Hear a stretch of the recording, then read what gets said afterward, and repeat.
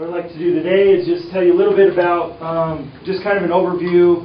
Start real quickly. Not that I don't think I need to spend very much time on the economic problems that we're having, but we'll talk just real briefly about that. We'll talk about the housing markets real briefly, and then mostly we'll talk about this bill.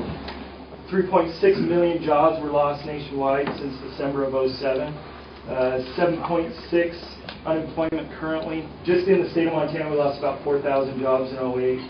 Unemployment in the state is expected to peak at about 9% in July of 2009. GDP is expected to shrink by 2% in 2009. There was arguments about the size of the package or different programs. We should be funding this program or that program or spending money in this way or that way. But I think generally speaking, leading up to the jobs bill, there was a pretty broad consensus that some kind of stimulus was needed. About a third of the bill is tax cuts, and they are targeted at businesses. A lot of them are targeted at small businesses, individuals, and energy, both for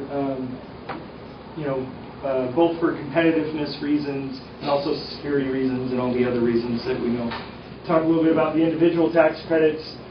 Probably the most people in this room will get a piece of the Making Work Pay tax credit. This is the $400 individual, $800 family credit. It doesn't sound like a whole lot, but I think for the state of Montana, it's about $300 million or something like that. So it will have a stimulative effect in the state because more money will stay here.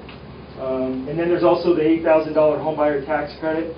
So here's Montana specific numbers. $212 million for Montana highways, $40 million for clean drinking water in the state revolving funds, $213 million for students, and that breaks out that number includes $44 million for Title I funding, $99 million stabilization money. 11,000 good paying jobs are projected to be either created or retained because of this package. And there's enough funding to modernize 412 schools. Pell grants for 21,000 Montana college students. $50 million in food stamps for low-income Montana families. $180 million in FMAP. 320,000 Montanans will get $400 per individual, $800 per family. For all these programs, there's a bunch of transparency provisions in the jobs bill that say, you have to have like weekly reporting on what you're doing to accomplish the goals in the jobs bill, and put it on the website so people can find it. And I know on recovery.gov they have an agency page, and you go to that agency page, and it just goes through every agency. It just says SBA, USDA, whatever. You can click on that link, it goes to that page. The idea is to let people know, of course. So.